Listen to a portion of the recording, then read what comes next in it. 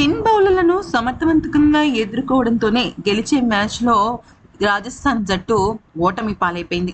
అయితే ఐపీఎల్ 2025 సీజన్లో భాగంగా రాయల్ ఛాలెంజర్స్ బెంగళూరుతో చిన్నస్వామి స్టేడియం వేదికగా గురువారం జరిగిన మ్యాచ్లో రాజస్థాన్ రాయల్స్ 11 పరుగుల తేడాతో ఓటమి పాలైపోయి ఇక ఈ మ్యాచ్తో ప్లే ఆఫ్ రేస్ నుంచి పూర్తిగా తప్పుకుంది. అయితే ఇక ముఖ్యంగా హజల్వుడ్ మలుపు తిప్పడంతో గెలవాలి ఇంకా చావో రేవో అనుకున్న మ్యాచ్ కాస్త ఓటమి పాలైంది. ఈ మ్యాచ్ అనంతరం తమ ఓటమిపై స్పందించిన రియాన్ పరాగ్ ఆర్సీబీ స్పిన్నర్ల గురించి అలాగే కోహ్లీ, రజత్ పటీదార్ ప్లాన్ల గురించి చెప్పుకుంటూ వచ్చాడు. అసలు ఇంతకీ తను ఏమన్నాడో ఒక్కసారి తెలుసుకుందాం. మేం బంతితో అద్భుతమైన ప్రదర్శన కనబర్చాం. ఇది 220 పరుగులు చేయాల్సిన వికెట్. సరైన సమయంలో పుంజుకుని ఆర్సీబీని తక్కువ పరుగులకే కట్టడి చేశాం.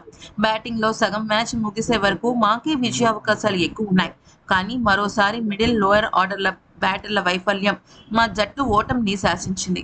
ముఖ్యంగా అటు రజత్ పటీదార్ కన్నా కూడా కెప్టెన్ కి ఎక్కువగా సహకరించే విరాట్ కోహ్లీ మా బ్యాటింగ్ ఆర్డర్లో ఉన్న లోటుపాట్లను చాలా చక్కగా అంచనా వేసి ఎక్కడ దెబ్బ కొట్టాలో అక్కడ దెబ్బ కొట్టాడు. స్పిన్నర్లను రంగంలోకి దింపి ఫలితాన్ని చాలా చక్కగా రాబట్టాడు. అయితే సమర్థవంతంగా మేము కూడా స్పిన్నర్ని ఎదుర్కోలేకపోవడం మా బలహీనత. అదే వాళ్ళు అలసుగా తీసుకున్నారు. దూకుడుగా ఆడాల్సిన బాధ్యత ఆటగాళ్లపై ఉంది.